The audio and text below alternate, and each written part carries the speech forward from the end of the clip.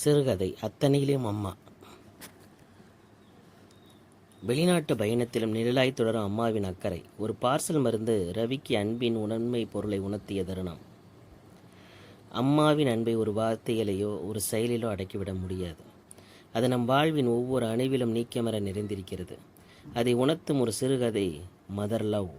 Tamil short story இது.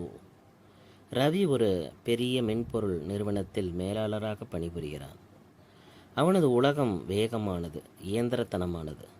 அவனது அம்மா பவளக்குடி கிராமத்தில் வசிக்கிறார். மாதம் ஒரு முறை ரவி ஊருக்கு செல்வான். போகும்போதெல்லாம், அம்மா இதெல்லாம் எதுக்கு, சிட்டியில் எல்லாமே கிடைக்குது என்று அவர் கொடுக்கும் பைகள் ஒவ்வொன்றையும் பார்த்து சலித்து கொள்வான். ஒருமுறை ரவி ஒரு முக்கியமான வெளிநாட்டு பயணத்திற்கு தயாராகி கொண்டிருந்தான். அவசரத்தில் தனது பைகளை அடிக்கிறான். அப்போது அம்மாவிடமிருந்து ஒரு பார்சல் வந்தது. அலைபேசியில் அழைத்த அம்மா, இதோ பார் ரவி, அங்கே குளிர் அதிகமாக இருக்கும். இதோ இந்த தூதுவளை பொடியை மறக்காமல் வெந்நீரில் கலந்து குடி. அப்புறம் உனக்கு தொண்டை வலி வந்தால் போட மிளகு மிட்டாய் இருக்கு என்று அடுக்கி கொண்டே போனார். ரவியோ, சரிம்மா வைக்கிறேன் என்று சொல்லிவிட்டு அதை ஒரு மூலையில் வீசினான். அவன் சென்ற இடத்தில் ஒரு கடும் குளிர் நிலவியது. முதல் நாளாக ரவிக்கு கடுமையான ஜலதோஷம் பிடித்து கொண்டது. தொண்டை வலியால் அவனால் பேசக்கூட முடியவில்லை.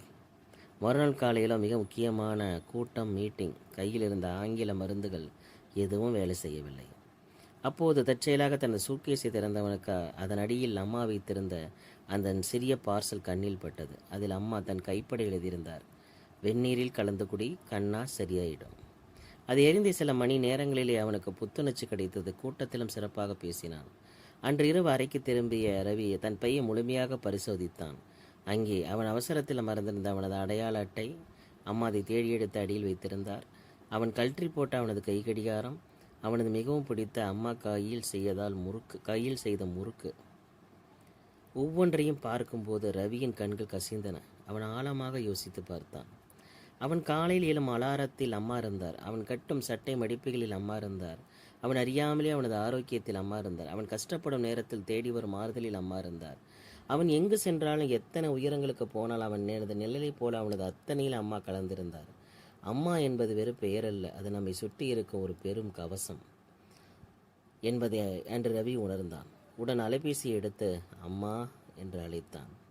அந்த ஒரு அழைப்பிலேயே உலகத்தின் அத்தனை நிம்மதியை அவனுக்கு கிடைத்தது. நாம் வளர்ந்து விட்டோம் என்று நினைக்கும் போதும் நம்மை வழிநடத்தும் சூட்சமமான சக்தியாக அம்மா எப்போதுமே நம் வாழ்க்கையில் கலந்திருப்பார், என்றுமே கலந்திருப்பார். நம் வாழ்க்கையின் ஒரு பகுதியாக ஒன்றுதான் அம்மா. அம்மா என்பது வெறும் பெயரில்லை, நம்மை சுற்றி இருக்கும் ஒரு பெரும் கவசம் என்பதை எல்லோரும் உணர வேண்டும்.